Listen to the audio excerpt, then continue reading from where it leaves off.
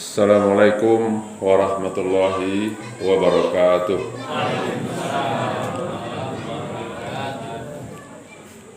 Apa kabar Bapak Ibu sehat? Boleh calik dari Mungko, memang sehat-sehat saudara. Alhamdulillah Pak ya. Alhamdulillah bi ni'matihi tatimmus sholihat. Asyhadu an la ilaha illallah wahdahu la syarikalah. Wa asyhadu anna Muhammadan abduhu wa rasuluh la nabiyya ba'dah. Bapak-bapak, angku-angku, ibu-ibu, dan anak-anak kami yang kami sayangi, sidang jemaah tarawih rahimakumullah. Mari kita tetap bersyukur pada Allah Subhanahu wa taala. Alhamdulillah sampai malam ini kita masih diberi oleh Allah berbagai macam nikmat. Semoga kita tetap menjadi hambanya yang pandai mensyukuri nikmat itu. Amin. Salawat dan salam tidak lupa pula kita mohonkan kepada Allah. Semoga Allah curahkan untuk kekasihnya Nabi Muhammad sallallahu alaihi wasallam. Allahumma salli ala Muhammad wa ala ali Muhammad. Bapak Ibu, dulu tahun 90-an sampai 2000 saya sering ngisi ceramah sini Pak. Waktu menjadi guru di Tawalib, yang membawa ada kawan saya di Tawalib, Pak Alek namanya.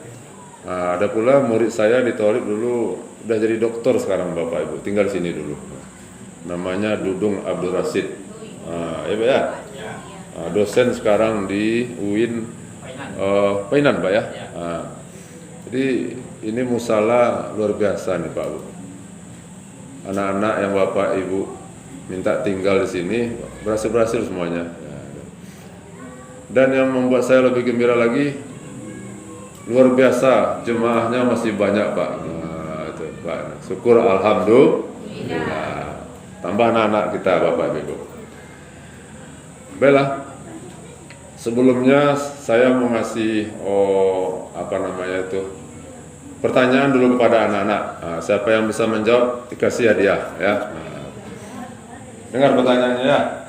Siapa yang bisa menjawab ke depan ya. Tidak boleh ditunjukkan ibu-ibu ya Bapak ya. Apa tujuan Allah menciptakan kita ke muka bumi ini menurut Al-Quran? Siapa bisa jawab? Apa tujuan Allah menciptakan kita ke muka bumi ini menurut Al-Quran? Al-Quran ini harus dibaca, ayat ini harus dibaca. Tapi apa maksudnya saja? Tidak ada yang bisa? Masya Allah. Bapak-bapak yang menjawab itu. Ya.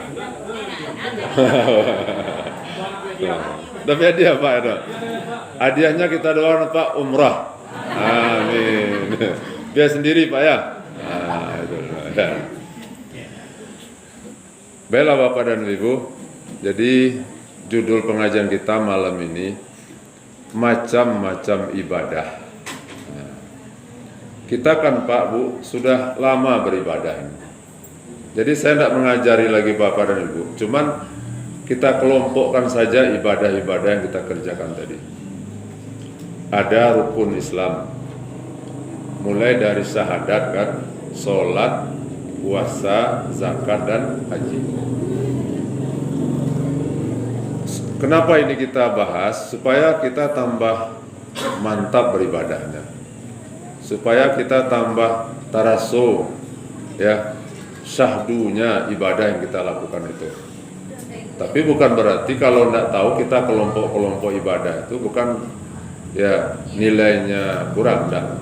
Cuma menambah semangat kita Pak. Yang pertama, ada ibadah yang kita lakukan itu murni ibadah hati, atau disebut dengan amal hati. Ya, amal hati. Nah, saya kasih lagi pada anak-anak. Bisa sebutkan satu contoh ibadah hati, amal hati. Dan bisa anak? Tidak ada. Insyaallah ya. Kalau Bapak tentu tahu Bu ya. Ibadah atau amalan yang hanya hati saja yang lebih dominan, pertama Pak Bu, namanya ikhlas. Pak Bu, ikhlas. Ikhlas itu apa artinya? Kita beramal, beribadah hanya mengharapkan ya pahala dari Allah. Jadi orang yang ikhlas itu Pak memang tidak bisa dilihat dari apanya? Dari penampilan itu sebenarnya. Dari wajah tidak bisa dilihat. Tapi apa? Hati. Jadi ikhlas itu amalan hati. Apapun ibadah yang kita kerjakan Pak Bu, itu harus dengan ikhlas. Nah, wa ma umiru illa liya'budullah mukhlishina lahuddin. Kata Nabi, innamal a'malu binniyat. Niat itu kan di hati Pak. Ada pula amal ibadah kita tuh Pak dua, fisik kita dan hati kita. Fisik dan hati kita.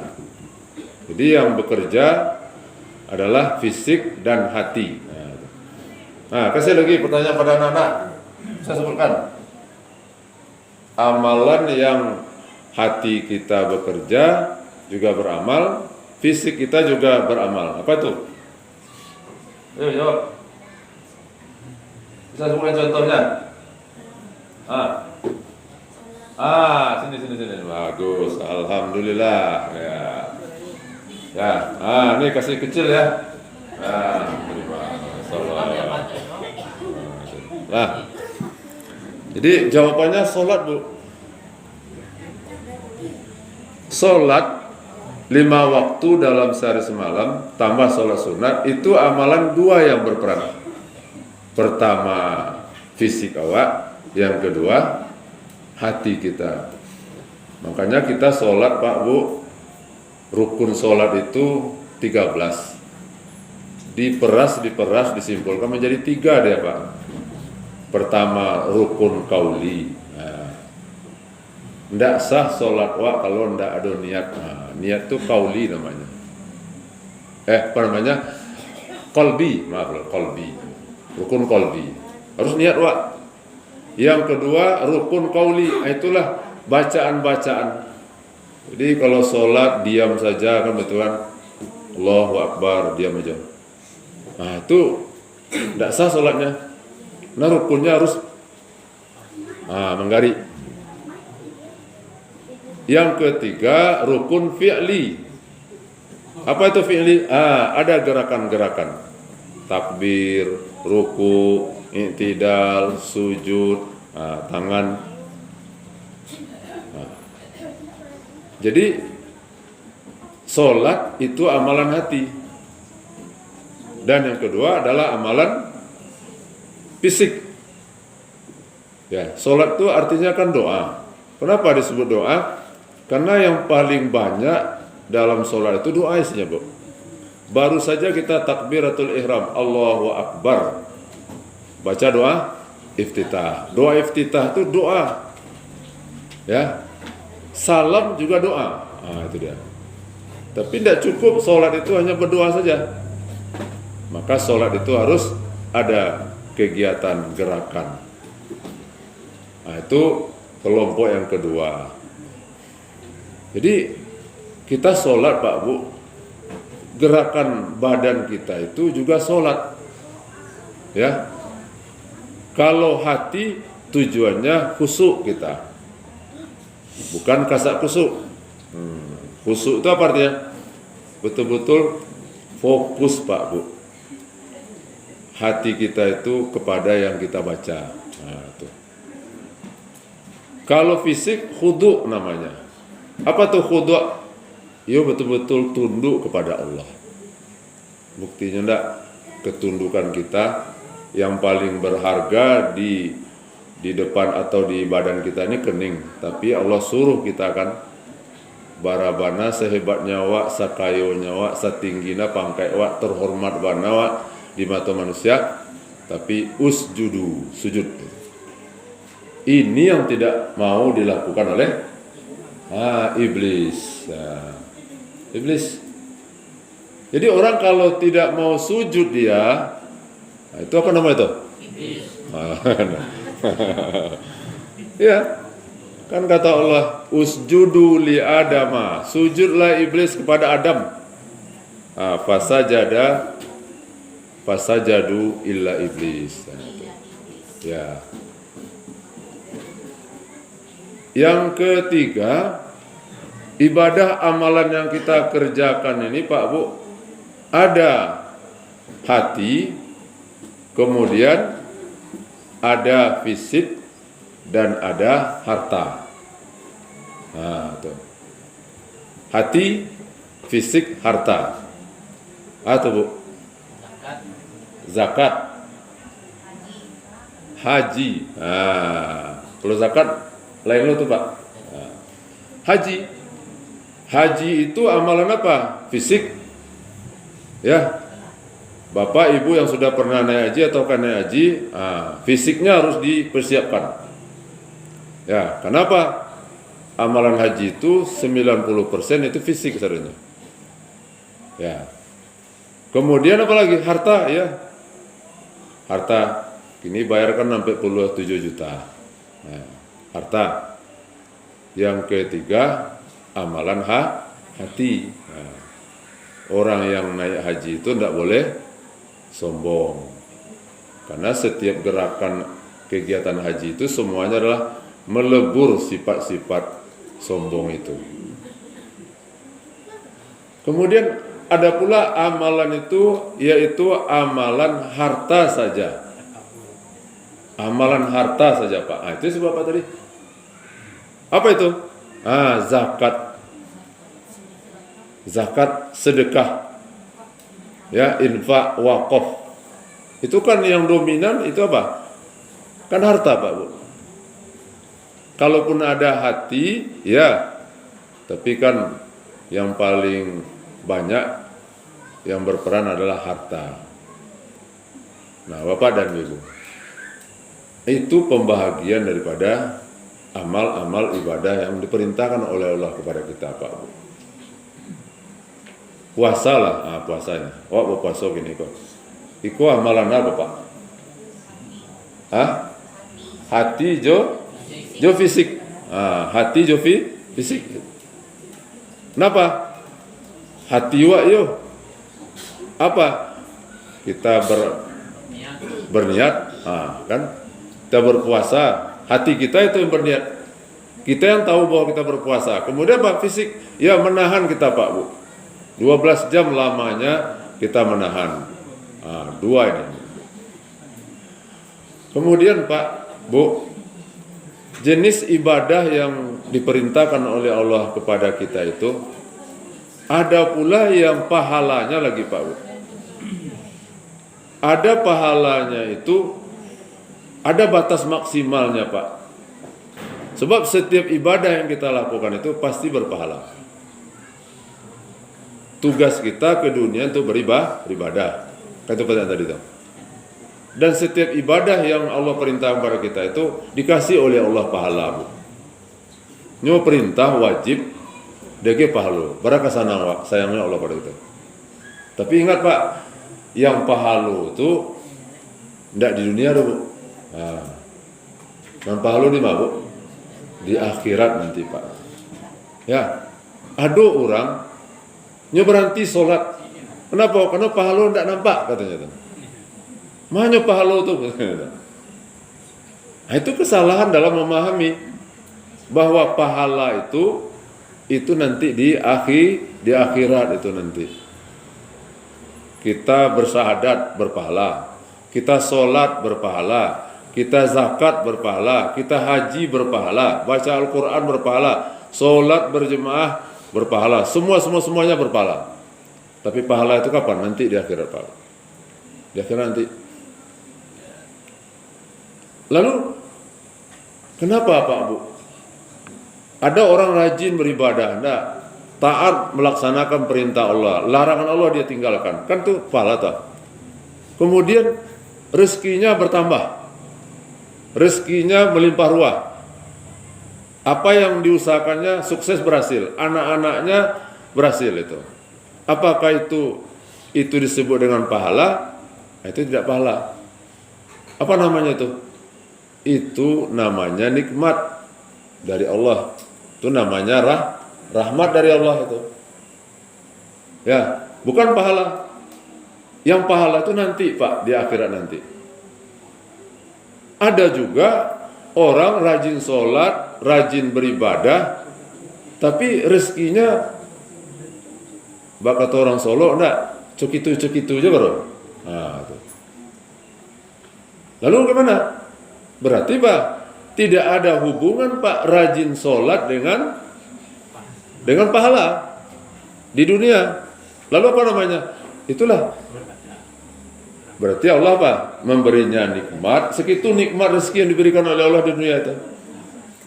Nah, bahkan ada orang kafir, orang non-muslim, sembahyang enggak, puasa enggak, karajo membelakangi agama, tapi Pak rezekinya banyak. Negara-negara yang terkaya di dunia ini Pak Bu, itu negara non-muslim itu. Nah, sebab kalau dikatakan ketaatan itu mendatangkan pahala di dunia, maka nanti orang tidak mau sholat, tidak mau puasa. Kenapa? Nggak nampak. Tapi yang pahala tadi Pak, pahala itu nanti di akhirat. Pahala itu ada yang balasannya terbatas, ada yang tidak terbatas Pak. Contohnya pahala yang terbatas. Apa contohnya? Sedekah, zakat, infak, wakaf. Itu ada batas maksimalnya Pak. Pak Ibu buka nanti di rumah di surat Al-Baqarah 261. Diumpamakan oleh Allah, perumpamaan orang yang menginfakkan hartanya di jalan Allah sama seperti menanam satu buah benih padi. Ditanam satu benih, tumbuh menjadi 7 tangkai. Setiap tangkai isinya 100 bulir, berarti 700. Itu Pak. Sholat pahalanya ada batas maksimalnya Pak, minimalnya juga ada. Kalau si A sholat Isya sendirian, pahalanya 1, ya kan? Tapi kalau dia sholat berjemaah, berapa pahala Bu? 27. Tapi bisa pahalanya lebih besar daripada itu. 1 kali sholat subuh berjemaah sama pahalanya 500. Di mana sholatnya? Sholat di Masjid Al-Aqsa. 1 kali sholat pahalanya 1000. 1000 apa? 1000 kebaikan maksudnya. Di mana? Sholat di Masjid Nabawi. Bahkan yang paling tinggi apa? 1 kali sholat wajib pahalanya setara dengan 100.000 kali. Itu sholat Pak. Zakat. Tapi malam ini kita fokuskan amal ibadah yang pahalanya tak terhingga. Tidak ada batasannya, tidak disebutkan oleh Allah dan Nabi kita batasnya seperti yang tadi itu Pak. Apa contohnya itu Pak? Pertama, ini ibadah yang kita lakukan bulan ini, puasa nih Pak. Lawak cubu-cubu Pak, buka pendapat-pendapat ulama, ceramah-ceramah ustad-ustad gitu kan. Bara pahala puasa kuah itu. Tidak dulu Bu. Hadisnya bunyi mereka. As-saumu li wa ana ajza bihi. Puasa itu untuk aden kata Allah. Dan aden nanti akan membalik. Ya kok coba sawatnya teh. Entah coba aden lo Allah betul enggak? Puasa itu untukku kata Allah dan aku yang akan membalasnya. Bara balasan Allah itu tidak ada Pak Bu. Tapi dijelaskan oleh Nabi modelnya begini. Nanti Pak Bu, setiap amalan ibadah kita ini dihisab, ditimbang. Lah, seseorang setelah ditimbang, sholatnya ditimbang, zakatnya ditimbang, sedekahnya ditimbang, kemudian apalagi bacaan Al-Qur'annya, semuanya ditimbang. Lah, setelah dia lihat Pak Bu, timbangan amal ibadahnya itu kan anak timbang itu dua, yang kanan itu kebaikan, yang kiri adalah dosa, kan itu kan. Setelah dilihatnya Pak Bu dalam hadis itu, ternyata timbangan yang sebelah kanan itu kurang satu apalah namanya. Kalau timbangan satu apa namanya itu? Kurang. 1 mili, satu atau itu gram. Gram lah ya. Gram ya. Kurang. Cemas dia Pak Bu.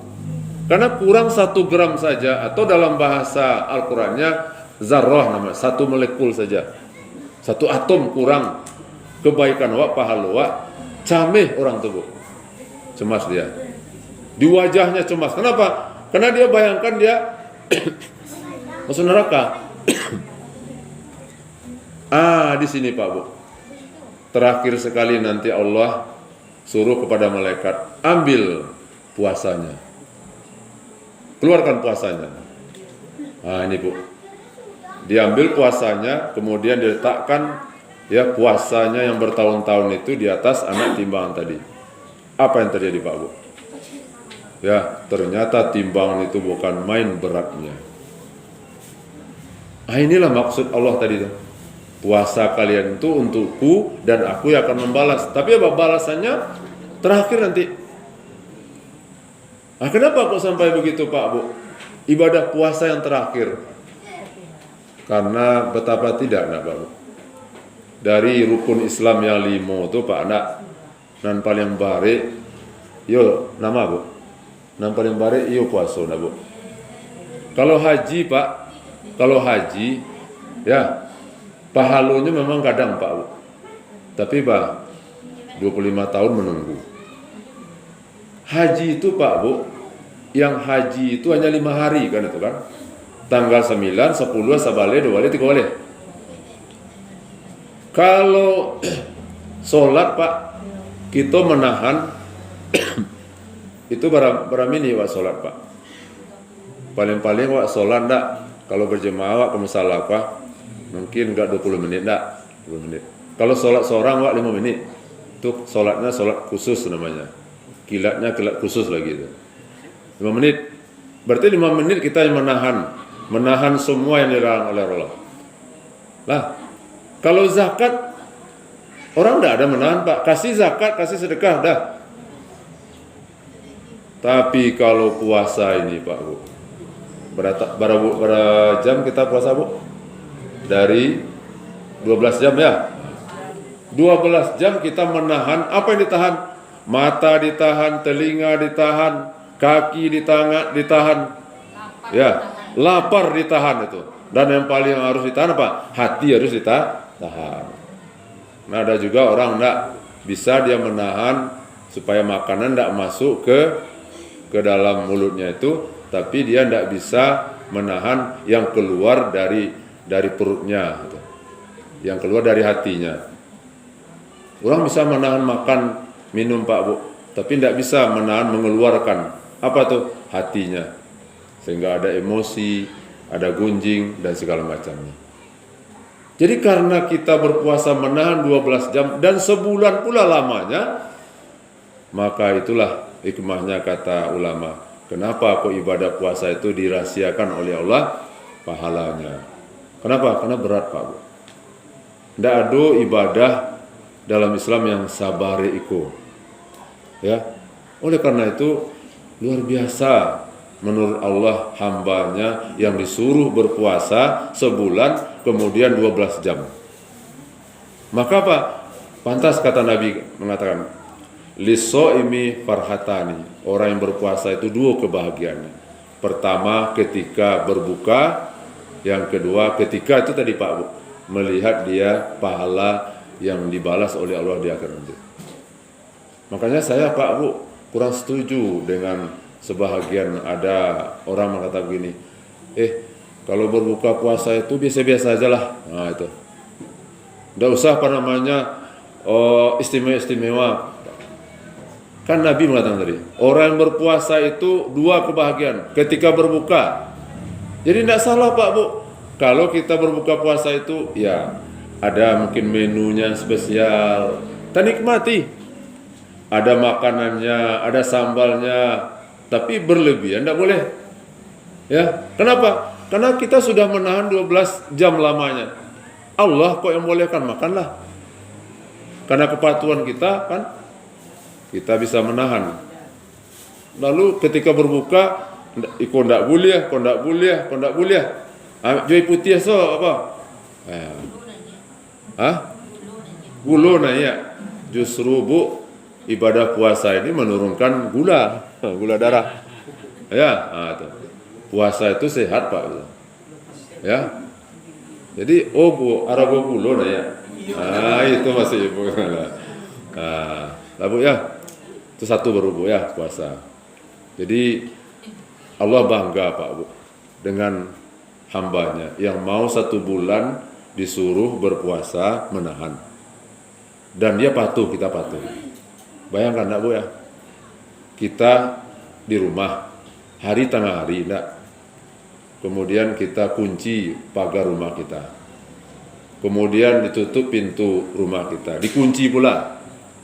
Kemudian masuk kita ke kamar atau ke dapur, dikunci pula kamar dan dapur itu.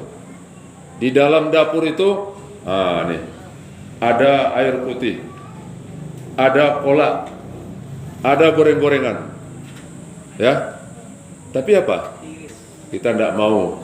Jangankan ya 1 gelas, setetes saja kita tidak mau minumnya. Itulah yang membuat Allah Pak Bu sayang sama orang berpuasa itu Bu. Ambo tadi Pak Bu, dari jam 8 sampai jam setengah 12 balik ke Para Ambo. Ya, ke kampung Ambo. Basiang kopi Ambo, paneh. Iya Bu, mencari air, rasa bentuk susu rasa Pak. Tapi alhamdulillah Pak kita tahan itu. Di Sungai Jariang Pak. Sungai Jariang di Ngaresiano, kampung Ambo itu aneh Pak itu. Namanya Sungai Jariang, tapi sungai tidak dus tuh. Jariang tidak dus itu Pak. Jadi Pak bertanya itu ya. Itu. Nah, kampung Ambo itu Pak, orang kampung itu rata-rata itu nilainya kontennya 8. Sekolah tidak sekolah 8 nilainya. Itu Pak maksud itu.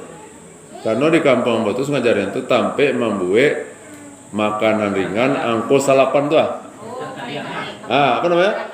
Karak kaliang. Namanya pun salah loh, karak kaliang, tapi warnanya kuning. Itulah. Ya, tapi kalau siku namanya Pak kampung apa? Manggi, banyak manggi loh. Itu ada manggi loh kan? Kini tidak ada manggi, dulu mungkin banyak manggi Pak. Enggak ada. Itulah. Jadi Pak Bu, ya kembali kita Bu ya.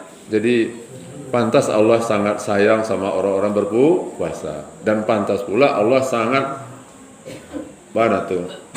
kecewa Allah gitu kalau ada orang yang tidak berpuasa hanya gara-gara setengah gelas dia rela membatalkan puasanya kalau tidak ada alam syar'i.